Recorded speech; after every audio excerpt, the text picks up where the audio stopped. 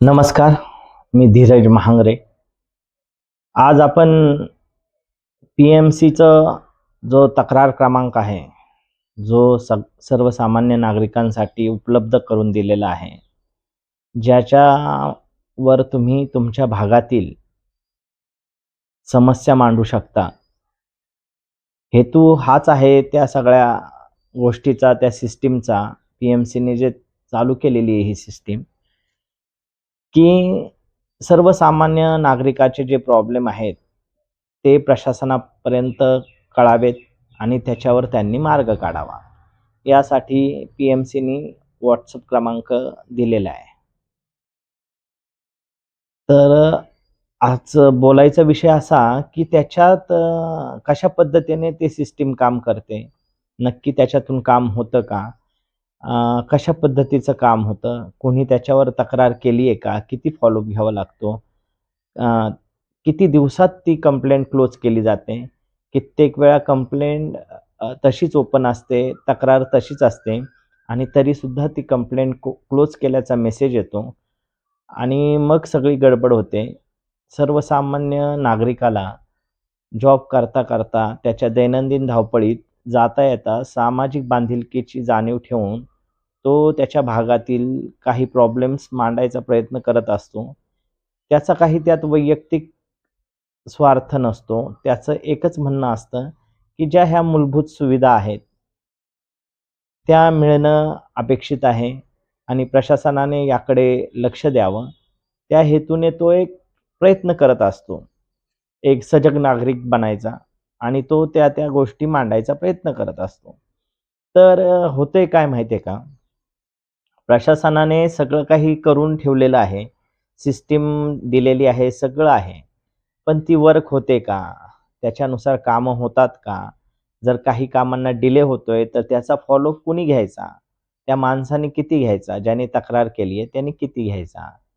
किंवा अशी काही पेंडिंग कामं आहेत का?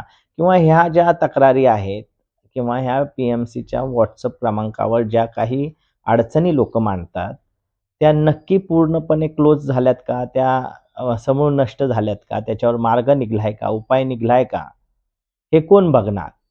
किंवा ते बघण्याची सिस्टीम तरी पी-एम-सीने चालू करायला पाहिजे होती. कारण का काय होतंय, तुम्ही तक्रार केल्यानंतर तुम्हाला एक तक्रार क्रमांक दिला जातो, की तुम्ही तुमची कंडिशन त्या तक्रारीची याच्यावर पाहू शकता.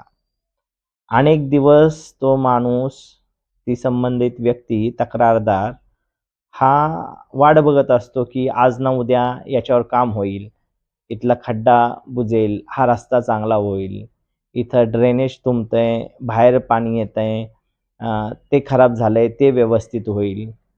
ह्या आशेपोटी तो वेट करतो. त्याचं असं म्हणणं नाही, की आता तक्रार केली दुसऱ्या मिनिटाला लगेच सोल्युशन मिळालं पाहिजे. एवढा समजदार सर्वसामान्य नागरिक आहे आणि एवढं पण प्रशासन लगेच तातडीने तिथं पोहोचेलच, एवढी मॅनपॉवर त्यांच्याकडे असेल नसेल याचाही तो सारासार विचार करणारा सर्वसामान्य नागरिक आहे. कारण त्याला अनेक जबाबदाऱ्या आहेत आणि या जबाबदाऱ्या पेलता म्हणजे त्या जबाबदाऱ्यांचं ओझं सांभाळत आयुष्य पुढं जगत असताना त्याला ह्या सगळ्याची जाणीव आहे, की झटपट काही होणार नाही, पण मार्ग निघेल या आशेवर तो वाट पाहतो. आणि कामाच्या गडबडीत तो विसरून जातो म्हणा.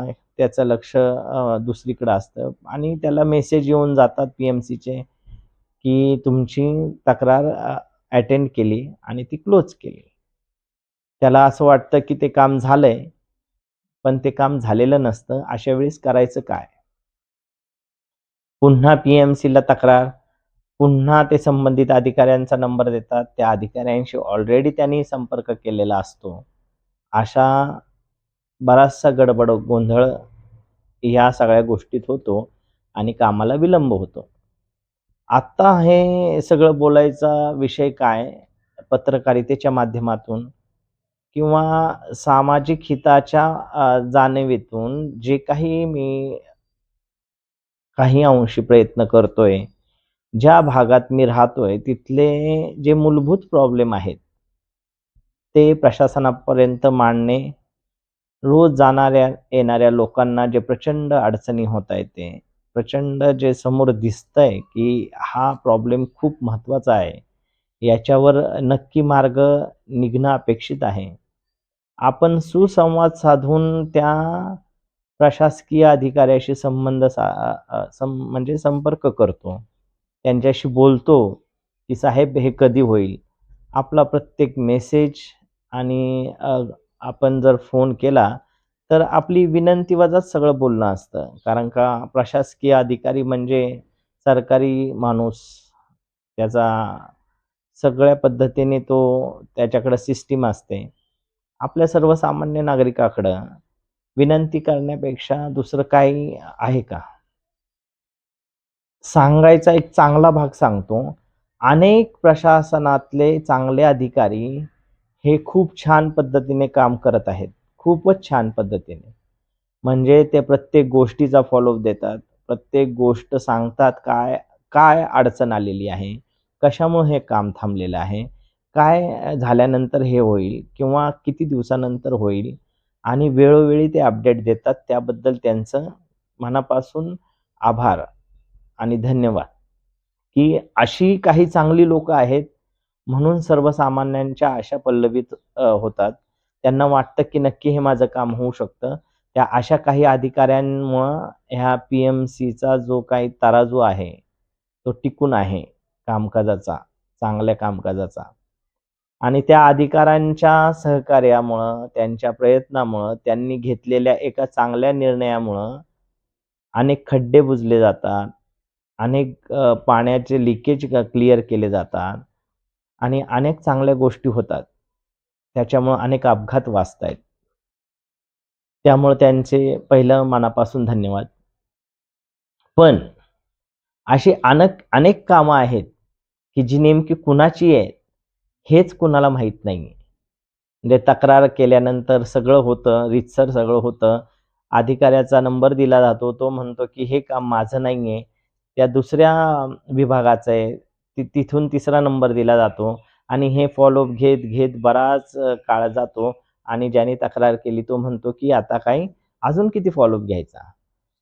माझं एवढंच म्हणणं आहे, की प्रत्येक गोष्टीला संघर्ष नसावा. थोडं समजुतीचा पण भाग असावा, की ती जी समस्या आहे त्याचं मूल्यमापन तुम्ही केलं पाहिजे, की ती खरंच कशा पद्धतीची आहे. त्याच्यावर मार्ग कसा निघाला पाहिजे किंवा काय.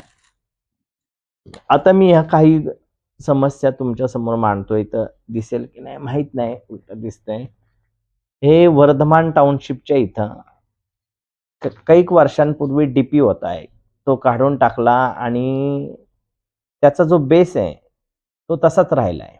तो बेस तसाच राहिल्यामुळं त्याचा जो पत्रा आहे तो बाहेर आलेला आहे. येणाऱ्या-जाणाऱ्या वाहन चालकांना तो लागतोय, कापतोय. अशी आपण खूप दिवस झालं ही तक्रार केलेली आहे. विद्युत विभाग म्हणतोय तो डी-पीच नव्हता आणि पथविभाग म्हणतोय, की हा आमचा नाहीये. आम्ही बघतो तरीसुद्धा काय करता येईल का? चांगले अधिकारी खरंचच खूप चांगले प्रयत्न करतायत. ते प्रयत्न करतायत, की नेमकं हे कुणाचं आहे? काय आहे? प्रत्येक आणि पण काही वेळा असा अनुभव येतोय, की नेमकं हे कुठल्या विभागाचं काम आहे? हेच कळत नाही. बरं हे काम झालंय का? नाही झालं. हे काम झालेलं नाहीये. ह्याचा तक्रार क्रमांक दिलाय त्यांनी WA248127 ठीक आहे. आणि नंतर त्यांनी तोच नंबर अटेंड केली आहे ही ती कंप्लेंट आणि क्लोज केलाय, असा पण मेसेज पाठवलाय. पहिली गोष्ट तुम्हाला सापडत नाहीये, की ते काम कुठल्या विभागाचं आहे. त्याहून आश्चर्याची गोष्ट म्हणजे काम न होताच तुम्ही ती कंप्लेंट क्लोज करताय. काम तसंच आहे. फक्त दिशाभूल करणारी उत्तरं अनेक मिळत आहेत, की "साहेब ते आमच्या याचं काम नाहीये, आमच्या विभागाचं नाहीये. ते असं आहे, तसं आहे." अशी कित्येक कारणं ऐकून, कित्येक फॉलोअप घेऊन शेवटी काय? काम होत नाहीये. तसंच आकाशवाणीच्या इथे टेकवडे पेट्रोल पंप आहे. तिथं आहे ना, नागरिक आता शाळा चालू झालेली आहे. हे बघा.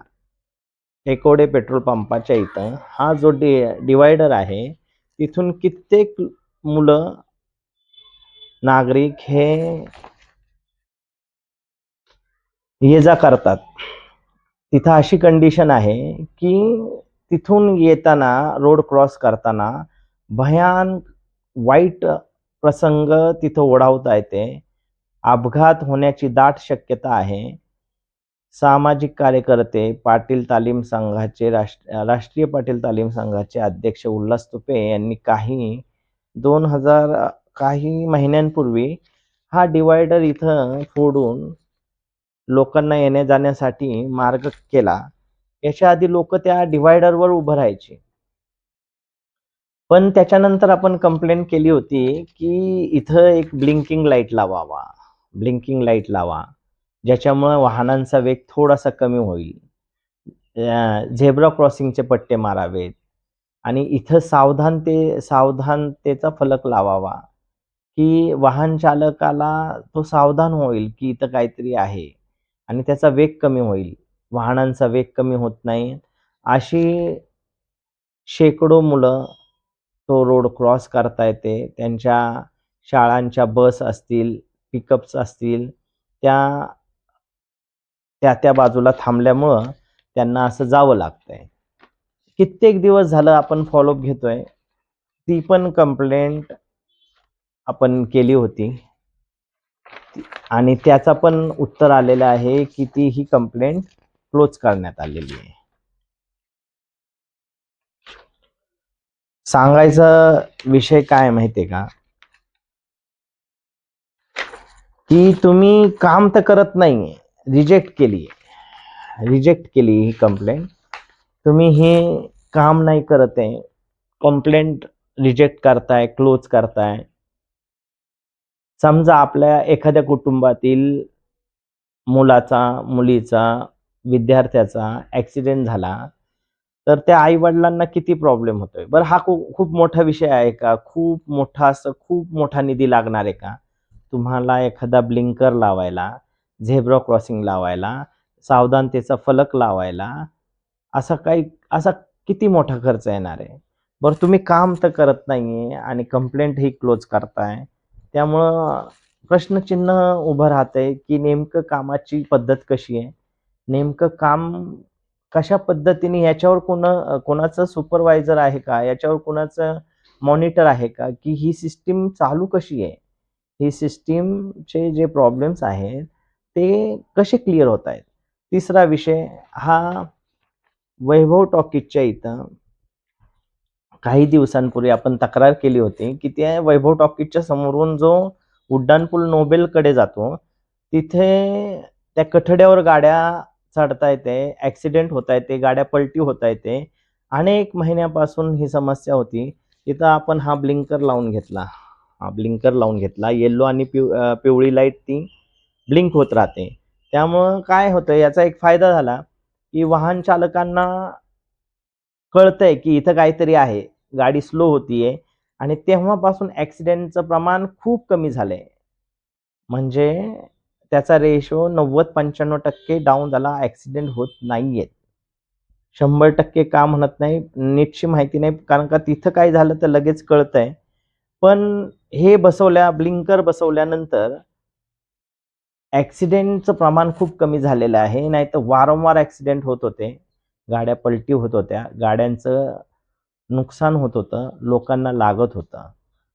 पण इथं बघितलं का, आपली कंप्लेंट होती, की हे तर ब्लिंकर बसवून घेतला. खूप त्याला फॉलोअप घ्यावा लागला आणि संबंधित विभागाने सहकार्य करून आपल्याला तो ब्लिंकर लावून दिला. त्यांचं खूप मनापासून धन्यवाद. आपली कंप्लेंट होती, की हा जो कठडा आहे, सेफ्टी कठडा, तो गायब आहे. इथला हा जो सेफ्टी कठडा दिसतोय, तो गायब आहे. तर काय होतंय माहिती आहे का, कंप्लेंट केली जातीये, सातत्यपूर्ण आपण सगळं मांडतोय. हा जो कठडा आहे, तो गायब आहे. अनेक सामाजिक कार्यकर्ते आपण म्हणतो, की प्रशासनाला सर्वसामान्य नागरिकांचा मदत पाहिजे, सपोर्ट पाहिजे, सहकार्य पाहिजे. ते सहकार्य बघा कसं आहे, 562 नंबर आहे कंप्लेंटचा. आणि ही कंप्लेंट क्लोज केली. ही कंप्लेंट क्लोज केलीचा पण मेसेज आहे. विषय काय माहिती आहे का? काम नाही केलं पण कंप्लेंट तर क्लोज केली आहे. Attended and close after resolution. Please check the status of the same on the असं. परत आपण खाली लिहिलंय हे काम झालं नसून कंप्लेंट का क्लोज केली. म्हणजे हे असं कुठपर्यंत करणार माणूस? म्हणजे एक माणूस किती फॉलोअप घेणार? म्हणजे पीएमसीचा जो हा विषय आहे, पीएमसी जे ऑनलाईन म्हणतीये की आपण डिजिटल इंडियाकडे चाललोय आणि बरं यात कुणाचं काय वैयक्तिक काम आहे का? आतापर्यंत जे 3 गोष्टी दाखवल्या मी, त्यात कुणाचं काय वैयक्तिक काम आहे का? हे जर तुम्ही जर ते सेफ्टी कठडे बसवले, तर त्याच्यावर तिथून गाडी खाली पडणार नाही. ब्लिंकर लावल्यापासून अपघाताचं प्रमाण कमी झालंय. कुणाचा तरी जीव धोक्यात येऊ नये, कुणाच्या तरी गाडीचं नुकसान होऊ नये आणि एखादा ॲक्सिडेंट झाल्यानंतर जीवाला तर धोका होतो, गाडीला होतो आणि जे होणारं ट्रॅफिक आहे, ते तासनतास मग ते ट्रॅफिक होत असतं. हा सगळा प्रयत्न कशासाठी आहे, हे तुम्ही समजून घेणं गरजेचं आहे. आम्ही तुम्हाला सातत्याने संपर्क करायचा, तुम्ही पुढचं आश्वासन द्यायचं. आम्ही परत 7-8 दिवस वाट बघायची, परत पुढची तारीख, अशी तारीख देत आपण पुढं-पुढं चाललोय आणि हे काम होईल असं वाटतंय कारण का संबंधित अधिकारी म्हणतायत की हे काम करून घेतो, त्याची निविदा निघणार आहे, असं होणार आहे, तसं होणार आहे. आपण सगळ्यांवर विश्वास ठेवतोय. आपलं प्रयत्न करणं, विनंती सर्वसामान्य माणूस काय करू शकतो? विनंतीच करावी लागते, बरोबर आहे? आता हे रामटेकडी उड्डाणपुलाचा जो हा विषय आहे, हे मी 20 जानेवारी म्हणजे 21 जानेवारी 2025 पासून मी या रामटेकडी म्हणजे किर्लोस्कर उड्डाणपुलाच्या जो डिव्हायडर आहे, अशास्त्रीय पद्धतीने जो डिव्हायडर आहे, तो त्याची हाईट वाढवणे, तिथं दिवे लावणे आणि पलीकडच्या वाहनाचा उजेड अलीकडच्या वाहन चालकाच्या डोळ्यावर येऊ नये, अशा पद्धतीने त्या डिव्हायडरची हाईट महत्त्वाची आहे. अनेक ॲक्सिडेंट होत आहेत ते. हे काय आहे म्हणजे 21 जानेवारी 2025 पासून आपण फॉलोअप घेतोय. पुन्हा मला कंप्लेंट करायला लागले 23 मे 2025 डिव्हायडरची उंची वाढवावी, नवीन दिवे बसवावेत. नंतर ऑक्टोबरमध्ये मला व्हिडिओ काढावा लागला. संबंधित अधिकाऱ्यांपर्यंत पोहोचवावा लागला. ऑक्टोबरमध्ये संबंधित विभागाचे अधिकारी यांनी मला तिथं बोलवलं. वाहतूक शाखेचे जे अधिकारी आहेत, नाव घेत नाही कारण का कुठलंही नाव घेणं कुणाला आवडेल, कुणाला नाही. त्यांनाही तिथं बोलवलं, की कशा पद्धतीने याच्यावर मार्ग काढता येईल, कशा पद्धतीने काम करता येईल आणि त्यासाठी तुम्ही चर्चा करायला या म्हणून बोलवलं होतं. आणि हे ऑक्टोबरमध्ये झालंय. नंतर आपण कंटिन्यू फॉलोअप घेत होतो. ऑक्टोबर 2025 म्हणजे जानेवारी 2025 पासून सातत्याने फॉलोअप होऊन घेत होतो. 2 वेळा आपल्या कंप्लेंट क्लोज करण्यात आल्या. आपण नंतर ऑक्टोबरमध्ये व्हिडिओ काढल्यानंतर छोटे पिवळे रिफ्लेक्टर लावण्यात आले. पण ते धुळीने लगेच खराब होत आहेत. ते रिफ्लेक्ट होत नाहीत. नवीन होते तोपर्यंत रिफ्लेक्ट होत होते. विषय काय आहे माहिती आहे का? तुम्ही नंतर बोलवलंत वाहतूक शाखेच्या अधिकाऱ्यांना, मला. कसं करता येईल? आम्ही असं करणार आहे काम, तसं करणार आहे. नक्की काम होईल, असं होईल, तसं होईल. ऑक्टोबर गेला, डिसेंबर गेला, 2026 मधले 6 महिने गेले. 2026 मध्ये पण तुमच्याशी कॉन्टॅक्ट केला तर तुम्ही म्हणताय एप्रिलमध्ये काम चालू होईल. आता म्हणताय की तुम्ही ह्या महिन्यात जुलैमध्ये नक्की काम चालू होईल. म्हणजे हे असं व्हिडिओमध्ये बोलायला काय लागतंय माहिती आहे का? काम होईलच. काम महत्त्वाचं आहे आणि तुम्हालाही ते पटलंय, की तुम्ही जो डिव्हायडर लावलाय, तो जो डिव्हायडर आहे, तो शास्त्रीय पद्धतीने नाहीये. त्याची उंची वगैरे सगळं चुकीचं आहे हे तुम्हाला मान्य आहे. तरी 1.5 वर्ष गेलं. म्हणजे किती फॉलोअप घ्यायचा? बरं. जो रेग्युलर हडपसरचा माणूस ये-जा करतोय, त्यालाही तो किती अवघड पडतंय रात्रीच्या वेळेस समोरच्या पलीकडच्या बाजूच्या गाडीची लाईट डोळ्यावर जेव्हा येते, तेव्हा ब्लँक होतो माणूस. त्याला डिव्हायडर दिसत नाही. हे तुम्हाला समजून सांगितलं, तुम्हाला व्हिडिओ काढून दाखवला, तुम्हाला विनंती केली. तुम्ही सातत्याने तारीख पे तारीख, तारीख पे तारीख, तारीख पे तारीख देत आपण 1.5 वर्ष पुढे आलो. आता तुमच्याशी संपर्क केला, की तुम्ही म्हणता, की "होईलच साहेब काम." होईलच काम. अहो काम होईल, तुम्ही करणार आम्हाला मान्य आहे.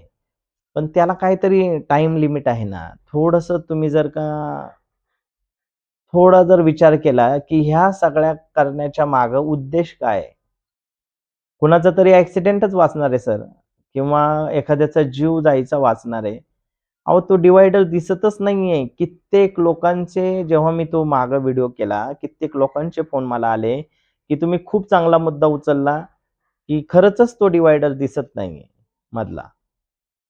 हे काम कधी होणार? अशा अनेक तक्रारी आहेत.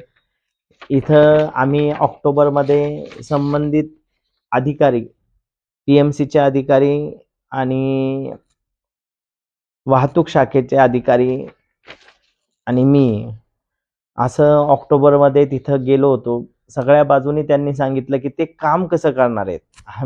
आम्ही विनंती करू शकतो, पण काम तर तेच करणार आहेत. त्यांनी सांगितलं, की आम्ही असं करू, ते तसं करू, आम्ही आता हे करणार आहे, आम्ही तसं करणार आहे, आमचं टेंडर निघणार आहे. हे बघा, तुमचं टेंडर, तुमचा ठेकेदार, तुमची काम करण्याची पद्धत ते तुम्हाला म्हणजे तो तुमचा विषय आहे. तुमची जी प्रोसेस आहे ती तुमची आहे. आम्ही जो विषय मांडतोय, वारंवार मांडतोय, त्याला काहीतरी एक कालमर्यादा हवी ना, की तो 1-2 महिन्यात, खूप मोठा विषय असेल तर 1-2 महिने, 3 महिने. अहो, 1.5 वर्ष तुमच्याशी सातत्याने फॉलोअप घेतोय. मी थकत नाहीये. तुम्ही उत्तर द्यायला थकत नाहीये. ठीक आहे, तुम्हाला काही अडचणी असतील, जे काही पण 1.5 वर्ष तुम्ही पण हा विषय गांभीर्याने घ्यायला पाहिजे ना, की आता पावसाळा येतोय, आता घसरड होणार सगळं. कित्येक गोष्टी आहेत. ह्याच्याकडे लक्ष कोण देणार? आणि तुम्हाला सर्वांना एक सांगावसं वाटतंय, की अजून बरंच काही आहे. व्हिडिओ खूप मोठा होईल. हे जे समाजहिताचं काम करतो ना आपण, तेव्हा मिळतं काय माहिती आहे का? एक मानसिक समाधान स्वतःला मिळत असतं, की एखादा खड्डा बुजवला तर एखादा होणारा अप अपघात वाचेल, एखाद्याचं कुटुंब दुखापत होण्यापासून वाचेल, हे एक मानसिक समाधान.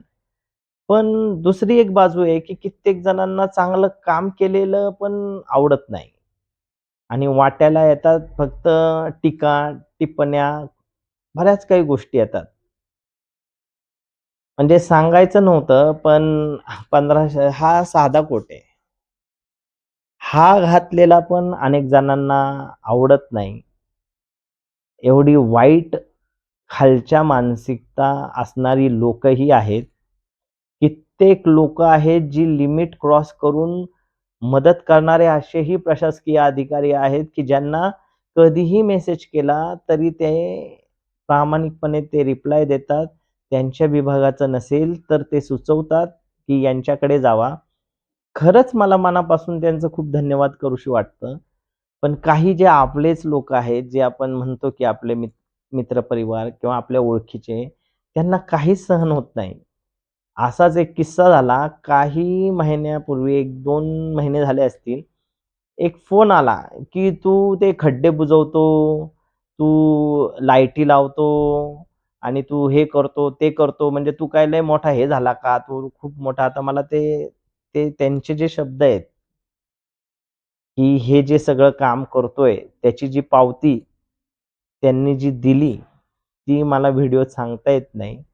ती एवढ्या वर्स्ट लेव्हलची होती, एवढ्या खालच्या पातळीची होती, की अक्षरशः म्हणजे मी आश्चर्यचकित झालो, की हा व्यक्ती कधीच आपल्याला कॉन्टॅक्ट न करणारा, आपले काही व्हिडिओ जातायत, काम केलेचे काही फोटो जातायत, बिफोर आफ्टरचे फोटो जातायत ते. ते त्याला किती त्या लोकांना त्यांनी कॉमन फोन केला होता आणि ते म्हणत त्यांचं असं म्हणणं होतं, की "तू जे हे काम करतोय त्यामुळे तू काय लय मोठा असा झाला का? तसं झाला का? मला इथं बोलता येत नाहीये."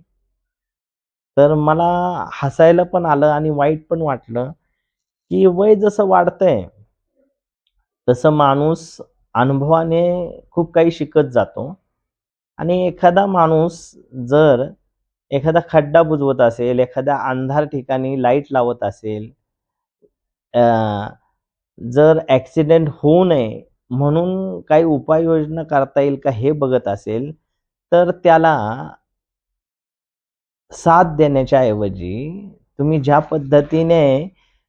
पद्धतीने बोलत होता आणि ज्या पद्धतीने तुमचं टोनिंग होतं आणि जो ग्रुप कॉल तुम्ही करत होता, त्या पद्धतीचं जे प्रतिसाद तुमचा बघून खरंचच म्हणजे खूप हसलो मी, की अशाही प्रकारची लोकं आहेत, की ज्यांना चांगलं काम पण खटकतं.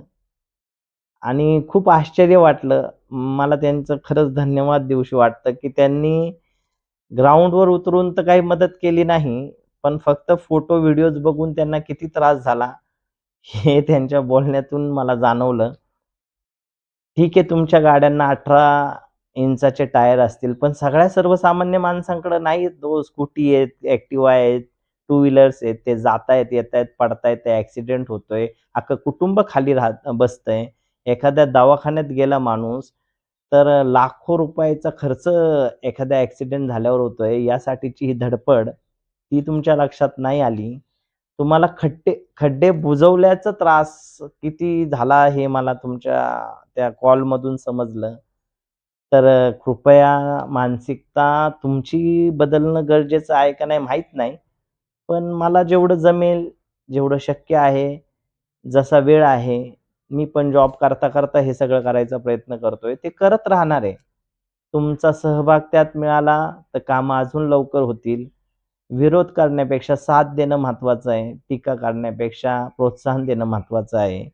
आणि तुम्ही जेवढे जण मिळून एका कॉलवर बोलत होता, तेवढे जण मिळून जर एखादा सामाजिक विषय घेतला आणि त्याच्यावर जर तुमचं मत मांडलं, तर निश्चित तो विषय लवकर क्लिअर होण्यासाठी तुमची मदत झाली असती किंवा होईल. अजूनही वेळ गेलेली नाही. कारण का रस्ता, पाणी आणि वीज ह्या मूलभूत समस्याही आपल्याला अजून मिळत नाहीयेत. त्यासाठीच आपल्याला खूप धडपड करावी लागते.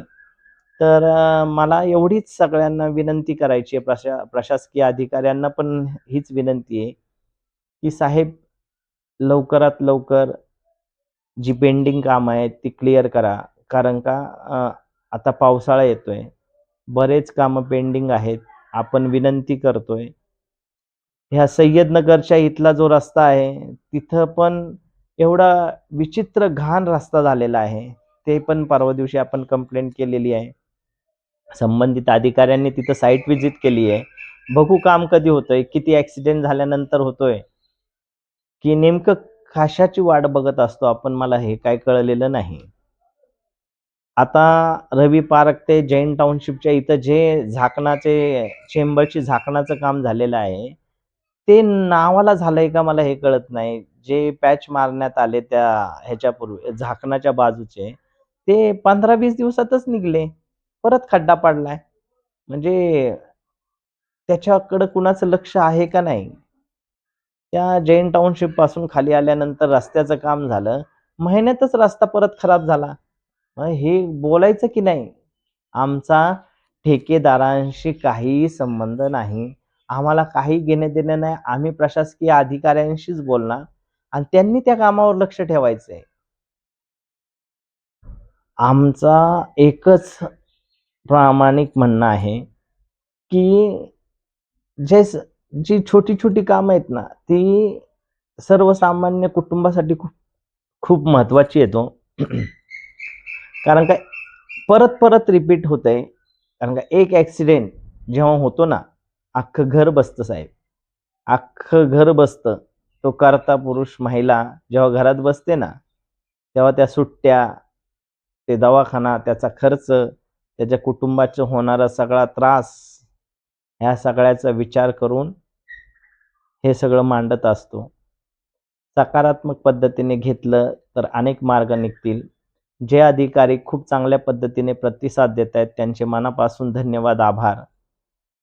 ज्यांच्याकडं कामं पेंडिंग राहिली आहेत, त्यांनी कृपया पुन्हा एकदा विनंती आहे, की ती व्यवस्थित लवकर मार्गी लावावी, जेणेकरून नागरिकांचे होणारे हाल थांबतील.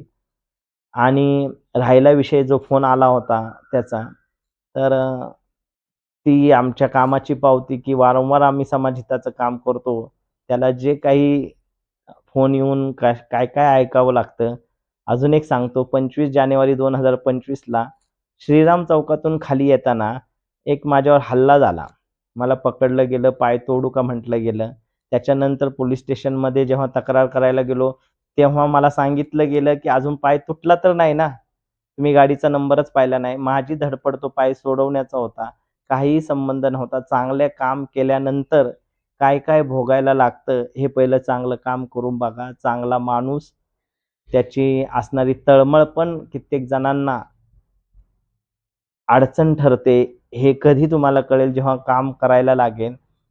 ते मला ज्यांनी आडवी गाडी घातली त्यांचं इंटेन्शन मला लुटण्याचं होतं, काय होतं माहीत नाही. पण त्यांचं जे वक्तव्य होतं, की तुझा पाय तोडील वगैरे, वगैरे ह्याचा आणि कशाचा काही संबंध नव्हता. मी सरळ येत होतो. मागून त्यांनी गाडी आणली आणि आडवी टाकली. संबंध नाही, काही नाही. इंडिकेटर देता येत नाही का? माझी गाडी तर नॉर्मल होती टू व्हीलर त्या दिवशी. सांगायचं एकच आहे, सर्वसामान्य माणूस हा एकवटला पाहिजे. एकी जर असेल, तरच काहीतरी होऊ शकतं आणि बऱ्याच अशा गोष्टी आहेत, की ज्या व्हिडिओमध्ये बोलू शकत नाहीये. कारण का खरं बोललेलं पण आत्ता सहन होत नाही. हे तुम्ही सगळं बघताय. तर हा होता सगळा विषय. तर धन्यवाद. हे सगळं मांडण्याचा प्रयत्न मी केलाय. याच्यातून तुम्हाला काय घ्यायचं हा तुमचा भाग आहे. पुन्हा एकदा काही ना काहीतरी विषय घेऊन मी येईलच.